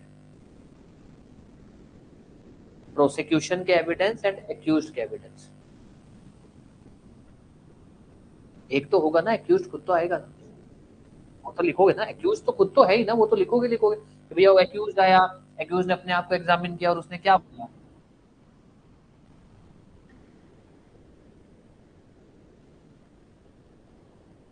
हाँ बिल्कुल, वहां से लिखा जाए। ठीक है, फिर उसने क्या बोला, जो भी आपको लगता है भाई उसने क्या बोला था अपने पास जो केस के फैक्ट नहीं, कि भाई उसने ये कहा कि that he depots that he purchased bike from A bike dealer. उसने तो ये बात बोली है ना कि साहब मैं तो इनोसेंट हूँ, मैंने तो एक बाइक डीलर से बाइक खरीदी है, बट ऑब्वियस एविडेंस तो कुछ पेश नहीं कर पाया। तो या तो ऐसे लिख लो बट फेल्ड टू प्रूव, या फिर ऐसे लिख दो but failed to produce any evidence in support, in support. ये हो गया आपका पार्ट 3 के अंदर जो हमारा एक पार्ट बनता है एविडेंस, कि केस के अंदर जो एविडेंस है उसको आपने कैसे हुआ, केस के अंदर जो आपने एप्रिसिएशन ऑफ एविडेंस है वो आपने क्या किया। अब इसके बाद कोर्ट अपना व्यू देती है भैया, जो ये हमारे पास केस के जो फैक्ट प्रूव हुए हैं, जो भी एविडेंसेस के आधार पर जो फैक्ट प्रूव हुए हैं उसके आधार पर अब हमारा क्या कहना है। अब जैसे मैंने पिछली क्लास में बोला भैया इसके आप कोशिश करोगे उल्टी चक्की चलाने की, रीजन बिंग इज ज्यादातर ऐसा होता है कि अगर तो हम फैक्ट के हिसाब से चलते हैं तो हमारे लिए बंदे को कन्विक्ट करने के अंदर फ्रेमिंग करना दिक्कत हो जाती है। मान लो हम पहले चले गए कि यार हाउस ब्रेकिंग एट नाइट में इसको कन्विक्ट करते हैं, तो उसमें क्या लिखना कि आप क्यों बोल रहे हो कि इसने हाउस ब्रेकिंग एट नाइट की है, तो आप उसमें लिखोगे कि भैया जैसे अगर मान लो लिखना चाहो कि भाई जो फैक्ट प्रूव हुए हैं फलाने फलाने, भाई ऑब्वियस इसमें मेंशन करना पड़ता है, अभी मैं बताऊंगा कि जो फैक्ट प्रूव हुए हैं फलाने फलाने एविडेंसेस के आधार पर, उसके आधार पर हम ये कह सकते हैं कि बाइक इसके पास पकड़ी गई, बाइक जो है घर में खड़ी थी, और घर में खड़ी थी तो बाइक अगर इसने चोरी की है तो ये घर में घुसा होगा। फिर जब आप दूसरा जो सेक्शन है सेक्शन 305, जब आप उसके बारे में लिखोगे फिर आप सेम रिपीट करोगे तो आपको खुद लगेगा कि यार कुछ ना कुछ अजीब लग रहा है, अब वो सेम रिपीटेशन हो रही है ना, अजीब लग रहा है। हालांकि ओरिजिनल जजमेंट में कोई फर्क नहीं पड़ता, आप कैसे भी लिखो कोई आपको पूछने वाला नहीं है, बस आपका रीजन आप लिखो, रीजन कैसे भी लिखो। हमारे केस में फर्क पड़ता है, हमारे केस में एग्जामिनर को जहां लगता है क्या बीच में इन्होंने भसड़ सी पैदा कर दी, वो नंबर ही नहीं देता, उसको चाहिए बिल्कुल क्लीन, बिल्कुल सिंपल लिखी हुई जजमेंट। जैसे अगर यहाँ पर अपने बात करें, आप उल्टी चक्की चलाओगे, आप आराम से लिख जाओगे। जैसे आप पहले आओ जाओ चोरी के लिए, भैया अब कोर्ट ये कह सकती है कि जो फैक्ट प्रूव हुए हैं, किन किन साक्ष्यों से आप बोल सकते हो, कौन कौन से प्रूव्ड एविडेंस है जिसके आधार पर कह सकते हो इसने चोरी की है। PW3, PW4, PW5, क्यों? क्योंकि उन्हीं की प्रेजेंस में घनश्याम को उन्होंने पकड़ा है। जो ठीक है, आप इनके आधार पर कि भैया ये जो प्रूव्ड एविडेंस आए हैं PW3, PW4, PW5, जो ये कह रहे हैं कि भैया घनश्याम की प्रेजेंस से बाइक पकड़ी है उन्होंने, जो बाइक है चोरी की बाइक, वो घनश्याम की प्रेजेंस से पकड़ी गई है। और ये भी हम ये आधार पर प्रूव कर क्या नाम है, कपिल PW1, कि भैया इसकी तो कोई कंसेंट नहीं थी। तो अगर बाइक घनश्याम के पास है, बिना कपिल की कंसेंट के है, तो हम ये मानेंगे कि बाइक घनश्याम ने चोरी की है। अब हम जो हाउस ब्रेकिंग है वो लिख पाएंगे कैसे? अब हम ऐसा कह सकते हैं जो हाउस ब्रेकिंग के लिए कि भाई घनश्याम ने बाइक चोरी की है और इतनी तारीख को बाइक घर के अंदर खड़ी थी, तो ऑब्वियस है ये बात कि घनश्याम ने जो है बाइक को चोरी करने के लिए घर में घुसा होगा।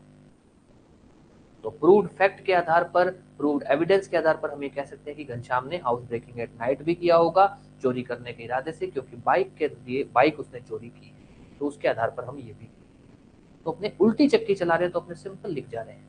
और वहीं हम सीधा चल रहे हैं कि नहीं यार सीक्वेंस में चलो, हाउस ब्रेकिंग एट नाइट तो रिपीट हो जा रही है वहां पे, हाउस ब्रेकिंग एट नाइट के अंदर उसको सीधा कन्विक्ट करने में हमको भी थोड़ा सा मुश्किल फ्रेमिंग हो रही है कि यार कैसे लिखें, रिपीट ना हो। रिपीट तो होगा क्योंकि हाउस ब्रेकिंग एट नाइट में आप पहले लिख रहे हो तो रीजन तो लिखना पड़ेगा। वहीं आप चोरी लिख चुके हो तो उसके आधार पर आप लिख रहे हो, तो क्या होगा, एग्जामिनर ने ऊपर पढ़ लिया है कि अच्छा आपने चोरी के जो रीजन बताए हैं आप उससे सिर्फ इसको कनेक्ट कर रहे हैं। तो ये अपने को कैसे लिखना है, अब अपने इस पे बात करते हैं। जैसे मान लो अगर ये 9 नंबर इस पैरा हो गया, अब आ जाइए 10 नंबर। अब यहाँ से कोर्ट अपना व्यू लिखती है, पर कोर्ट अपना व्यू का मतलब ये नहीं कोर्ट ऐसे लिख देगी कोर्ट का ये मत है। जब ये कोर्ट खुद तो कुछ है ही नहीं ना। अगर प्रैक्टिकली बात करें तो कानून तो ये बोलता है ना भैया, जो न्याय है, जो कोर्ट है, कोर्ट तो प्रूव्ड एविडेंस पे बात करेगी क्या है, कोर्ट खुद के ओपिनियन पे नहीं चलती है। तो कोर्ट ऐसे बोलती है कि भैया जो प्रूव्ड एविडेंस एंड फैक्ट है उसके आधार पर कोर्ट का ये व्यू है। हम ऐसा लिखेंगे, on the basis of proved fact and evidence, court is of view that जो एक्यूज्ड है Ghanshyam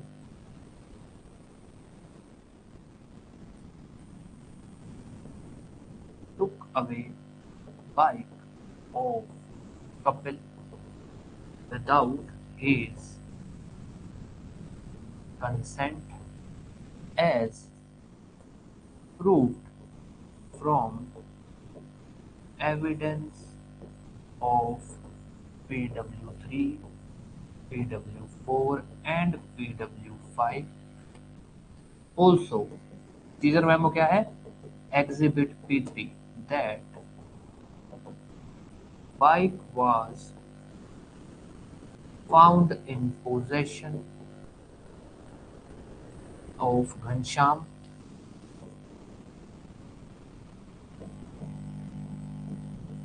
and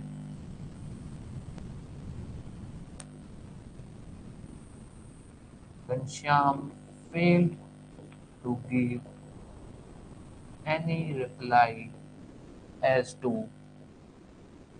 its unlawful possession.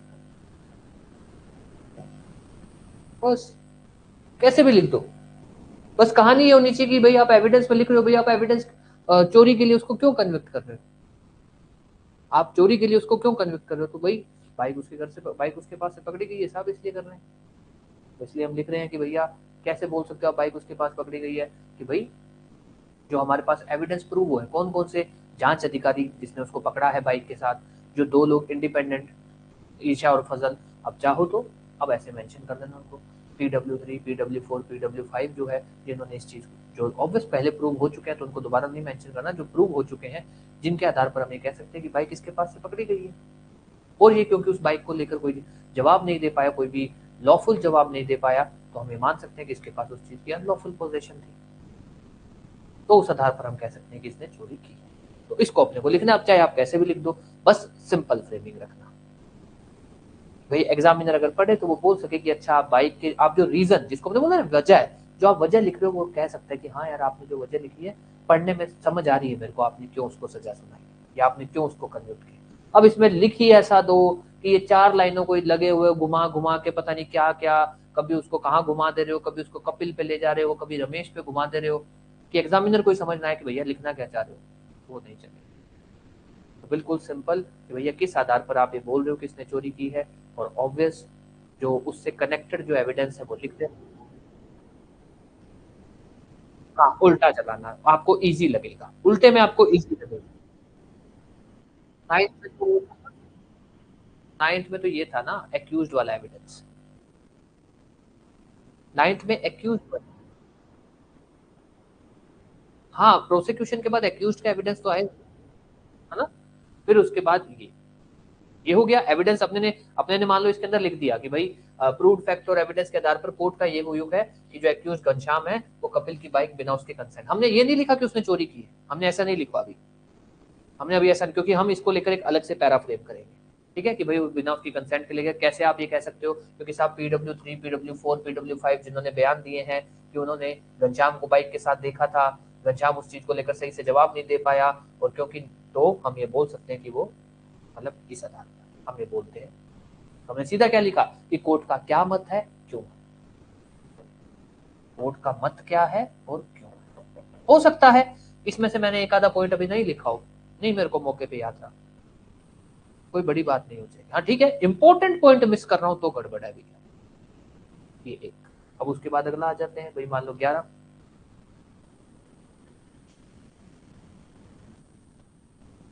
Further accused Ghanshyam has also committed housebreaking at night with intention to commit theft,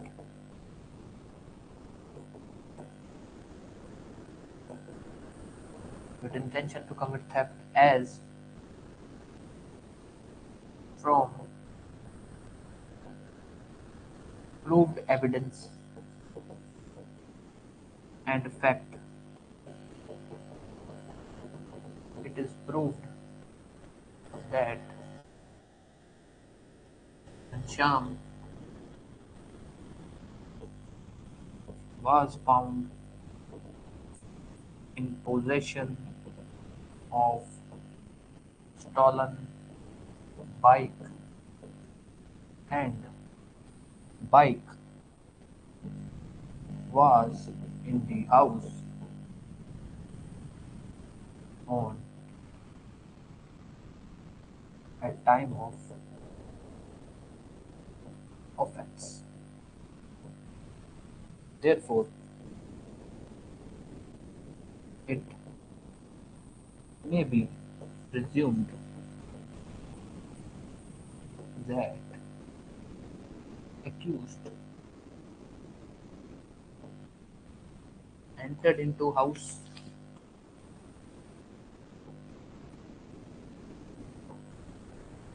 with intention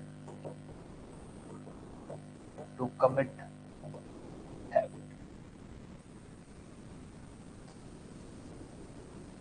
as the door was locked, he must have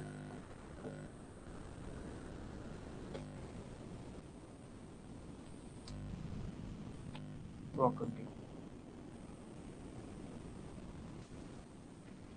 ये हो गया house breaking at night with intention to commit theft के लिए जो मेरे को लगा कि भैया किस आधार पर आप ऐसा बोल सकते हो, कि भाई मैं ये कह सकता हूँ कि अगर बाइक इसके पास से पकड़ी गई है और बाइक उस दिन घर पे खड़ी थी, तो ऐसा तो है नहीं कि बाइक इसके पास अपने आप आई होगी, ये ऑब्वियस है कि हम ये प्रिज्यूम कर सकते हैं कि बाइक घर के अंदर घुसा होगा, बाइक चोरी कर, ये मैंने लिख लिया।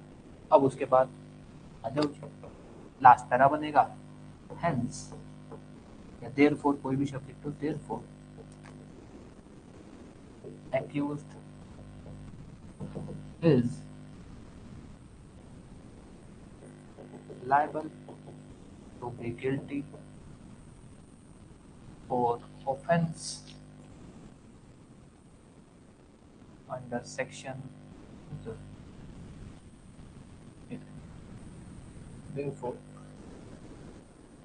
prosecution has proved his case beyond reasonable doubt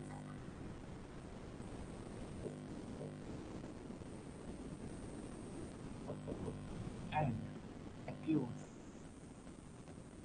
is liable to be convicted for offense under section 305 and 331(4) of भारतीय न्याय संहिता। जो अपने ऊपर अपने लिखा नहीं ना ऐसे कि ये अपने सीधा यहाँ लिख दिया। सेक्शन वगैरह ऊपर हमने इसलिए भी मेंशन किए क्योंकि हमने यहाँ लिख दिया।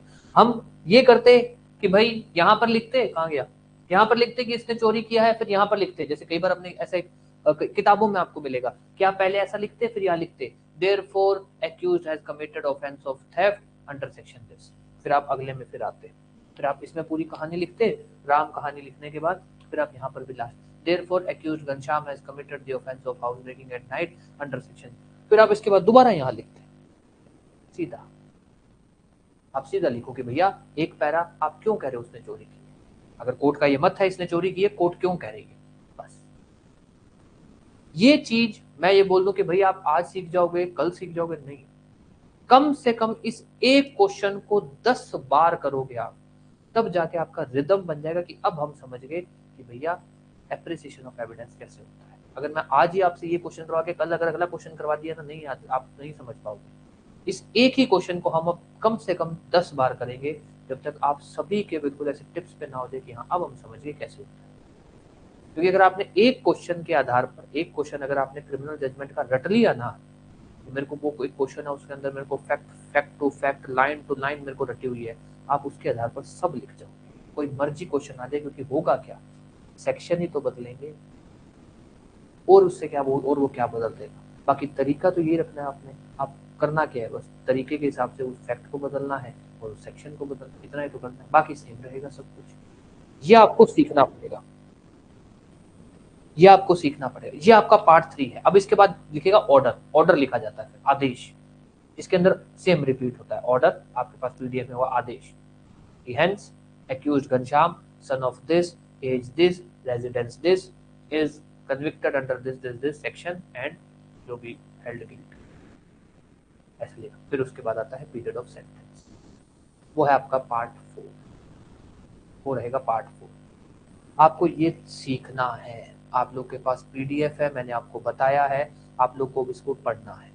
दोबारा बोल रहा हूं, आपको रिजिड नहीं होना कि अरे यार वो फलाने ने ऐसे क्वेश्चन लिखा है, ऐसे लाइन लिख दी, मैंने ऐसे नहीं लिखी, कोई दिक्कत नहीं है। बस आपको ये सीखना है कि भाई लिखने का तरीका ये होना चाहिए। हो सकता है आप कोई शब्द आप पहले लिख रहे हो, कोई शब्द आप बाद में लिख रहे हो सकता है आप में से कोई अगर करेगा तो मेरे से भी अच्छा लिख जाए, हो सकता है आप में से कोई ऐसा करेगा तो उसका लिखने का पैटर्न अलग हो, कोई फर्क नहीं पड़ता। बस ये हो कि जो भी आपकी जजमेंट पढ़े वो पढ़े तो उसको समझ आती कि अच्छा हाँ यार आपने सही लिखा है। वो जजमेंट पढ़ के आपका बता सकेगी आपके इस जजमेंट के अंदर क्या फैक्ट थे, क्या एविडेंस थे, उन एविडेंसेस ने क्या कहा और आपके ने जो फैसला सुनाया है उसका रीजन क्या था। उसको आपसे ना पूछना पड़े कि यार भैया क्या है इसमें मेरे को बताना, आपकी जजमेंट पढ़ के कोई भी मतलब अगर उससे हम जो क्वेश्चन वाले फैक्ट होते हैं वो हटा दें और उसको बोले भैया जजमेंट पढ़ो, तो वो आपकी जजमेंट पढ़ के अगर बता पा रहा है कि आपके केस के अंदर ये चीजें थी, ऐसा ऐसा था, ये हुआ, एक एक चीज अच्छे से बता पा रहा है, आपकी जजमेंट परफेक्ट है। वो जजमेंट को सिंपल रखना है, रिपीट नहीं करना। कोई अगर छोटा मोटा पॉइंट कुदरती मिस हो जाए तो उसका बर्डन नहीं लेना कि अरे यार मेरा वो मिस हो गया, अब मैं उसको कैसे लिखूं, कुछ नहीं, कोई बात नहीं, मिस हो गया हो गया, कंटिन्यू रिदम में चलना है दो चीजों को, रिदम नहीं डिस्टर्ब करनी है। पूरी रिदम बनाने के लिए समय लगेगा, कम से कम 10 बार एक जजमेंट करेंगे तब जाके रिदम बनेगी। अब आप लोग को ये चीज प्रैक्टिस करनी है, आप लोग, हाँ जी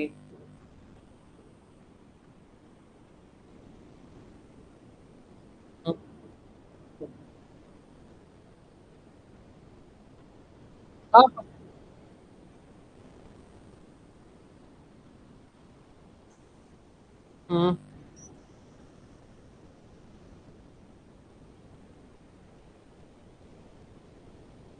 नहीं नहीं, ऐसा कुछ नहीं, ऐसा कुछ नहीं।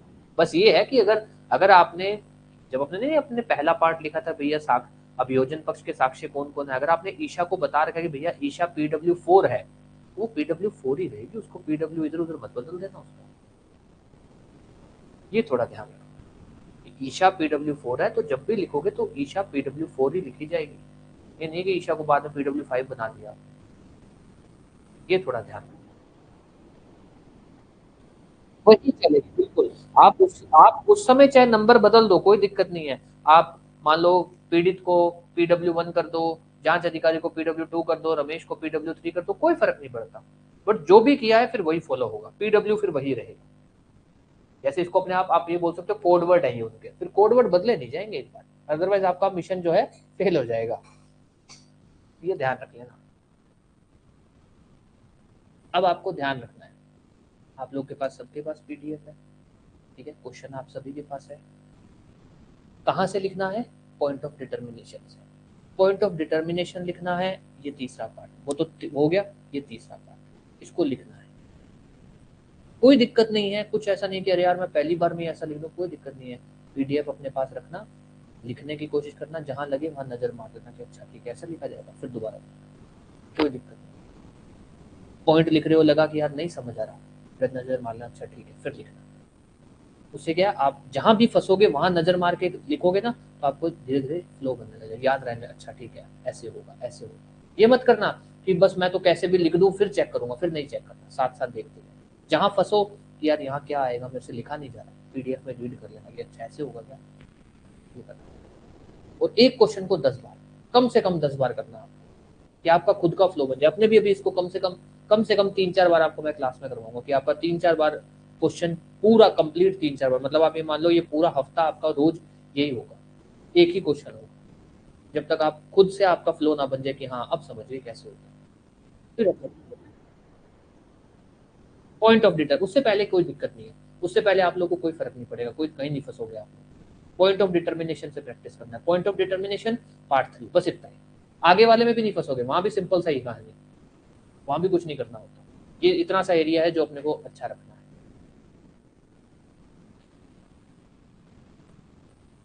ठीक है। और जैसे अगर आप कोई भी जजमेंट अगर आप निकाल रहे हो, कोई भी जजमेंट निकाल रहे हो, तो मैं आपको पहले बता देता हूँ कि भाई ऑफिशियल जजमेंट के अंदर जजेस को पैटर्न फॉलो करने का नहीं बोला जाता। हर जज का आपको नया पैटर्न मिलेगा, हर जज का आपको अपना तरीका मिलेगा। और जजमेंट बड़ी होती है तो उन्हें कोई फर्क नहीं पड़ता कि जजमेंट कैसे चल रही है, कोई भी फर्क नहीं होता, हमारे लिए फर्क पड़ता है। तो अगर आप किसी भी जज की जजमेंट पढ़ रहे हो, और जजमेंट पढ़ो, और दूसरी बात, राजस्थान के केस में दूसरे स्टेट की जजमेंट मत पढ़ना, दूसरे स्टेट के फॉर्मेट अलग है राजस्थान से, दिल्ली का उठा लो, ये सब मत काम करने लग जाना। अपने स्टेट की जजमेंट पढ़ना, जजमेंट पढ़ो बस फॉर्मेट के, जजमेंट पढ़ो ये देखने के लिए कि यार वो लोग जब साक्ष्य के बारे में बात कर रहे हैं तो कैसे लिख रहे हैं, मोटा मोटी, क्योंकि हमारे पास इतना समय तो होता नहीं कि हम डिटेल में लिखते हैं। ऑफिशियल जजमेंट में तो क्या है, वो वर्ड टू वर्ड कोट करते हैं पूरा, तो उसने ये शब्द बोले, हमारे पास इतना समय नहीं कि हम वर्ड टू वर्ड कोट करते हैं, हमको तो लिखना है बस फटाफट। हमारे लिए मेन इंपॉर्टेंट ये रहेगा कि आपने अप्रिसिएशन अच्छे से कर दिया साहब, और जो आपने रीजन लिखा है भाई, आपका अगर कहना है कि इसने चोरी की है तो क्यों, ये जो क्यों है ना, ये बहुत अच्छे से आना चाहिए, ठीक है, ये चीज ध्यान रखना।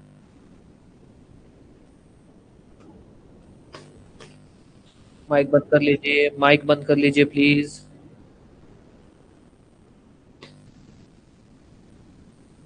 ठीक है, अब आप लोग इसको प्रैक्टिस करेंगे। पार्ट 1 2, हाँ थर्ड को, पार्ट 3 को, ठीक है। अपने ने डिवाइड किए हुए पार्ट, पार्ट वार्ट है नहीं जजमेंट राइटिंग में, अपने ने ऐसा कर रखा है कि आपको ऐसा करना है, तो आपको पॉइंट ऑफ डिटर्मिनेशन और पार्ट 3 इस पे कमांड बनानी है, बार बार इसी को लिखना है, बाकी सब छोड़ देना है, एक बार सिर्फ इसको बार बार लिख लिख के शुरुआत में हो सकता है आप PDF से देख देख के लिखोगे, कोई बात नहीं, 2 बार 3 बार चाहे PDF से देख के लिखना, फिर उसके बाद जब आपको लगे कि हाँ अब मैं लिख सकती हूँ, फिर उसके बाद हाथ चलाने लगता है। तो जब लगे कि आप खुद से ही बिना मतलब पीडीएफ को देखे खुद से ही आप जजमेंट लिख पा रहे हो, मतलब पार्ट 2 और सिर्फ पॉइंट ऑफ डिटर्मिनेशन से बोल रहा हूँ, फालतू के अंदर पूरी पूरी जजमेंट लिख के मत प्रैक्टिस करना, समय खराब होगा। पॉइंट ऑफ डिटर्मिनेशन और पार्ट 3 को ही आप खुद से लिख सकते हो, लगातार 2-3 बार लिख के देना, देखना खुद से लिख रहे हो बिना कुछ झिझक के, बिना पीडीएफ को देखे, तब आप मान लेना कि अब आप जजमेंट राइटिंग लिख, अब आप तैयार हो गए हो, कहते हैं ना भाई क्वेश्चंस के लिए, फिर आप क्वेश्चंस के लिए रेडी हो। अदरवाइज ऐसा है कि क्वेश्चन सिर्फ करते जाओगे, जब तक पैटर्न हाथ नहीं लगेगा, जब तक टेक्निक हाथ नहीं लगेगी, कोई फायदा नहीं।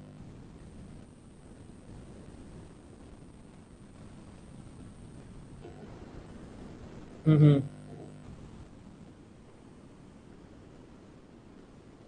हम्म हम्म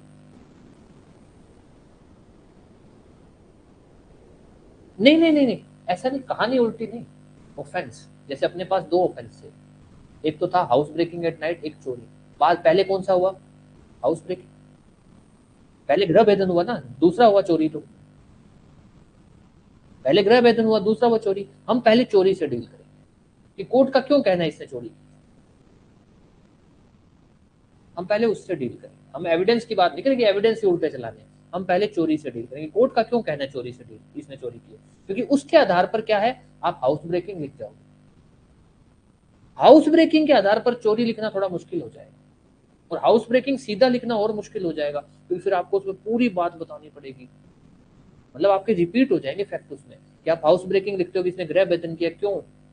आपको के साहब इसके पास से बाइक पकड़ी गई, ये बाइक को जवाब नहीं दे पाया, तो उसके आधार पर फलाने फलाने साक्ष्य हैं, उसके आधार पर हम ये कह सकते हैं कि इसने चोरी की है।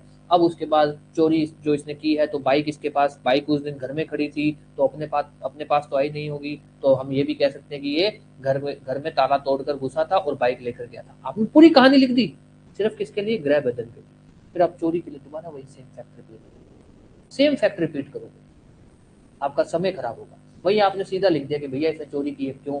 इसके पास से बाइक पकड़ी गई, सही से जवाब नहीं दे पाया। दो बातें होगी, बाइक पकड़ी गई, सही से जवाब नहीं दे पाया, और क्योंकि बाइक जो है कपिल की थी, और वो तो कह रहा है कि उसकी कंसेंट ही नहीं थी बाइक ले जाने की, उसके आधार पर हम कह सकते हैं ये चोरी की है।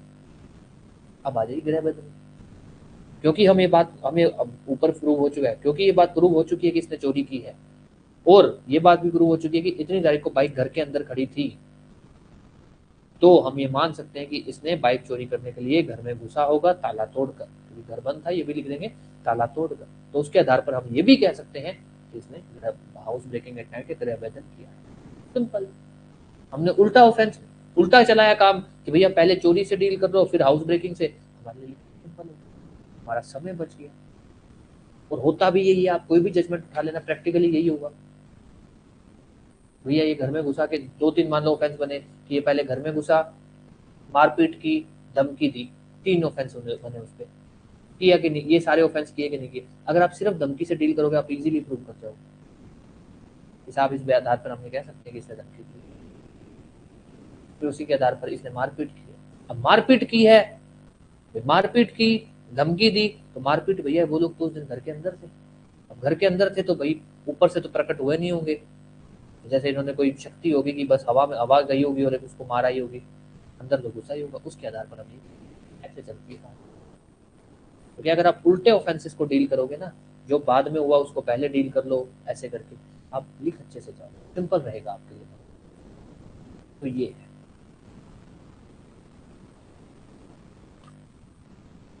ठीक है। हमारे केस में क्या है ना, हमको समय भी तो बचाना है ना। एक तो है ना, हमको समय नहीं बचाना, हमारे को तो ये कोई बात नहीं यार, रिपीट हो रहा है होने दो, थोड़ा समय एक्स्ट्रा लग जाए लगने दो, हमारे लिए समय भी तो इम्पोर्टेंट है ना। हमारे को उस हिसाब से चलना पड़ता है कि यार क्या करें कि समय भी बच जाए, कम शब्दों में या कम समय के अंदर जजमेंट राइटिंग में लिखनी है। तो उसके अंदर ये है कि सबसे पहली बात तो रिपीटेशन रोको। अगर किसी ऐसा लग रहा है कि कहीं पे रिपीट होना पड़े, रिपीट हो सकती है चीजें, तो देखो कि कैसे क्या करें कि चीजें रिपीट ना हो, रिपीटेशन हमको रोकनी पड़ेगी। हालांकि ओरिजिनल जजमेंट में ऐसा नहीं होता, ओरिजिनल जजमेंट में तो एक एक चीज को बहुत डिटेल में बात करते हैं, सब कुछ रिपीट करते हैं, पर हम नहीं कर सकते, हमारे पास इतना समय नहीं होता है। ठीक है। अब आपको पीडीएफ आप लोग के पास है, अब आप लोग प्रैक्टिस करेंगे, कल अपने फिर इसी को देखेंगे और कोशिश करेंगे और अच्छे से करने की, बाकी देखते हैं क्या होता है।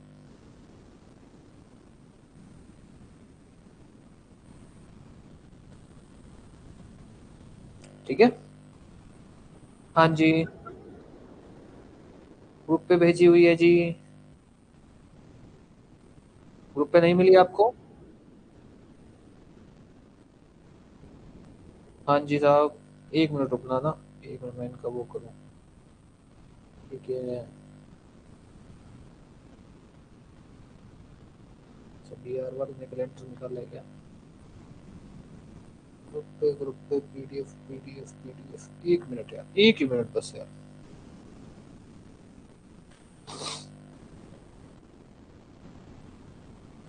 ये मैंने भेज दिया ना, एक बार देख लेना। हाँ जी बताइए।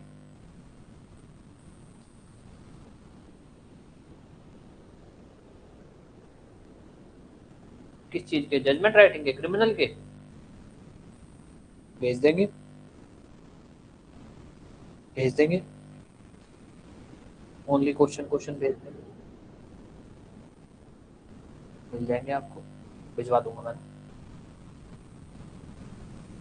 ओके जी। यस, किसी का कोई भी सवाल और कुछ भी?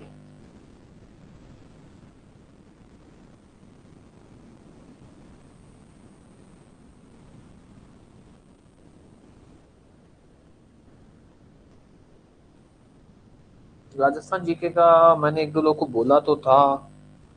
Soft copy.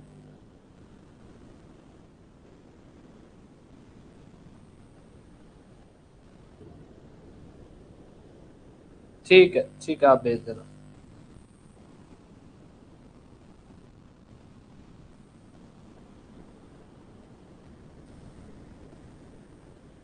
ओके। मैं एक मेरे को यार, एक यार सुनो जी, आपको कोई ऐप पता है कि यार, कोई नया आरएस की कोचिंग वाला कोई है? ऐप, ऐप के ऊपर उन्होंने नोट्स अपलोड कर रखे हैं राजस्थान जीके के। क्या नाम है उनका? सेरेमिक वाले हैं तो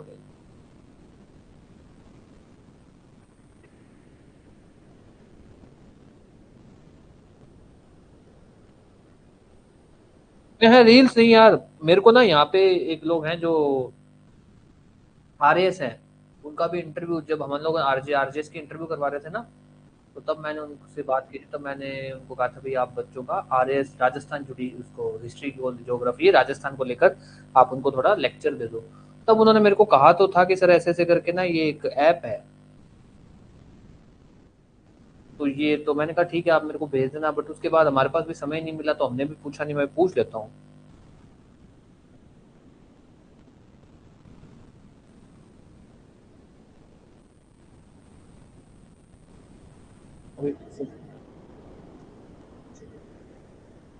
मैं मैसेज ही डाल दिया मैंने उनको, अगर वो, मैंने मैसेज डाल दिया उन्हें।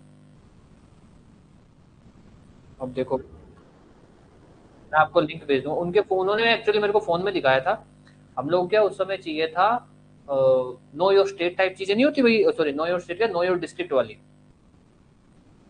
तब उनसे पूछा था, तब उन्होंने कहा था कि इसके अंदर आप ये कर जाइए, अच्छे हैं इनके नोट, क्योंकि ऑब्वियस भाई वो बंदा आरएएस है, मतलब एग्जाम क्लियर हुआ है जो भी एलाइड सर्विस और उनमें है। तो अगर वो किसी नोट्स का बारे में बोल रहे हैं तो मैं मान सकता हूँ कि वो नोट्स अच्छे ही होंगे। तो देखता हूँ मैंने उनको।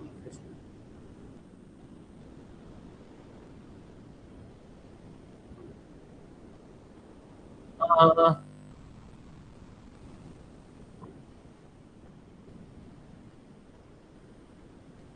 हम्म हम्म। हाँ तो सही बात है, आप लोग देख लो, आप लोग देख लो और क्या। मैं, हाँ भाई देखो, इस चीज के अंदर तो आप लोग भाई, मेरा सजेशन भी यही रहेगा कि भाई ये नहीं आरएस वाले जो हैं, इन्हीं को ही रेफर करना बेटर रहेगा, बेटर रहेगा अपने लिए। क्योंकि आरपीएससी लॉ वाला इज डिफरेंट यार, ये जो आरपीएससी ये वाले पेपर करवाती है ना, ये जो आपके प्रोटेक्शन ऑफिसर और ये सब, इसके अंदर ऑब्वियस है कि भाई आप जो आरएएस या ये सब जो लोग हैं, उनके हिसाब से चलो बेटर रहेगा। क्योंकि उन लोग को पता है आरपीएससी का पैटर्न का ना, उन लोगों को पता है। ये जैसे हम लोग को जैसे हाईकोर्ट का पैटर्न पता है, तो उन लोग को आरपीएससी का पैटर्न का बहुत अच्छे से पता है। तो वो लोग इस मामले में थोड़ा अच्छे रहते हैं, अगर आप उन लोगों से एडवाइस लेंगे तो बेटर रहेगा, अच्छा रहेगा। तो मैंने अब उनको मैसेज,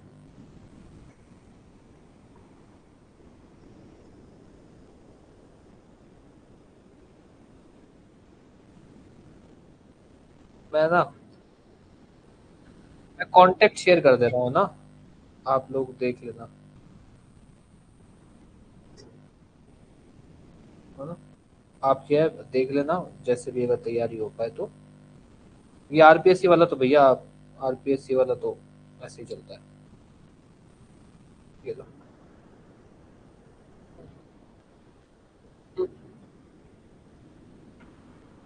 हम्म।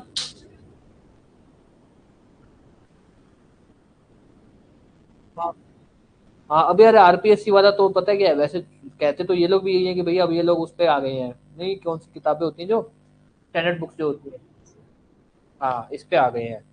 बट स्टिल जो आरएएस लोग हैं, मतलब जिन्होंने अभी नहीं, जो लास्ट एक दो साल में, हमेशा एक चीज हमेशा ध्यान रखना, आप किसी से भी कुछ भी एडवाइस ले रहे हो, उस बंदे से एडवाइस लेना जो लास्ट 2 या 3 सालों से उस फील्ड के अंदर एक्टिव रहा है, बेटर रहे। कोई भी बंदा जिसने 5 साल पहले किसी एग्जाम को क्लियर किया है, उसके बाद बहुत बहुत चेंजेस आ जाते हैं। अगर हम आज उन लोगों से एडवाइस ले राजस्थान जुडिशरी को लेकर जिन लोगों ने एग्जाम 5-6 साल पहले निकाले हैं, तो बहुत फर्क आ चुका है।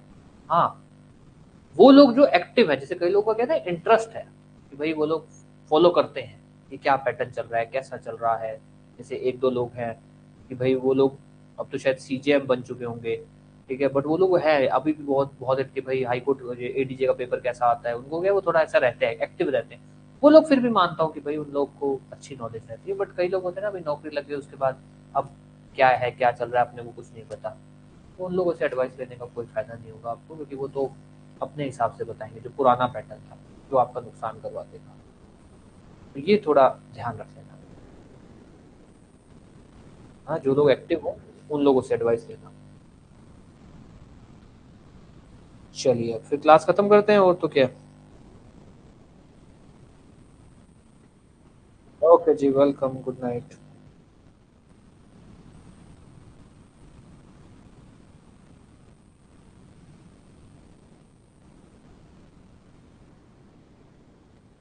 यार एक कोई प्रोटेक्शन ऑफिसर वाला पेपर है, उस तो उसकी तैयारी कर रहे हैं लोग। वो है, अब मेरे को भी नहीं पता ये क्या है, क्या सिलेबस है, अपने को तो एक ही बात पता है, राजस्थान जुडिशरी। अच्छा अच्छा। फॉर्म की डेट हो गई क्या?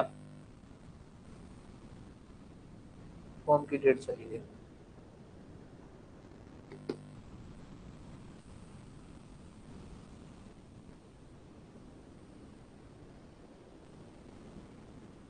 सही है, और क्या दे तो क्या है तो। कोई दिक्कत नहीं। हाँ बिहार में करती है भैया, जिसने बिहार जुडिशरी देना है, देख लो। हाँ, अपने को नहीं पता भैया, अभी देख लेते हैं अपने तो। बहुत है, इतनी तो बहुत है यार।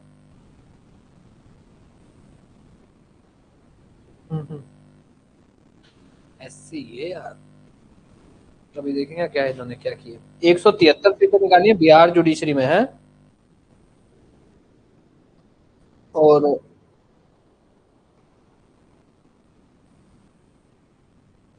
30 मई 2026 को बिहार जुडिशरी का प्री करवा रहे हैं ये। देख लो, ऐसा ही राजस्थान में भी होगा भैया, आप लोगों को ऐसे ही आएगा कि नोटिफिकेशन आएगा और आपको कहा जाएगा कि 3 महीने में चार, 3 महीने 4 महीने। राजस्थान वाले, नहीं, राजस्थान वालों ने सिंपल सा रूल फॉलो कर रखा है, पिछले अगर आप पैटर्न उठाओगे, नोटिफिकेशन से 6 महीने में मेंस करवाते हैं, सीधा सा रूल है।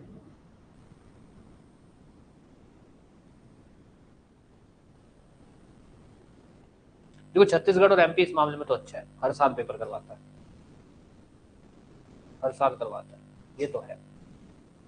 राजस्थान के वाले भैया आप ध्यान दे दो, 6 महीने में जिस दिन भी नोटिफिकेशन आएगी उससे 6 महीने में आपके पास आपका मेंस होगा, तो उस हिसाब से आप लोग तैयारी खींच लो। चलो ठीक है, फिर अब क्लास खत्म करते हैं, कल क्लासेस करेंगे दोबारा।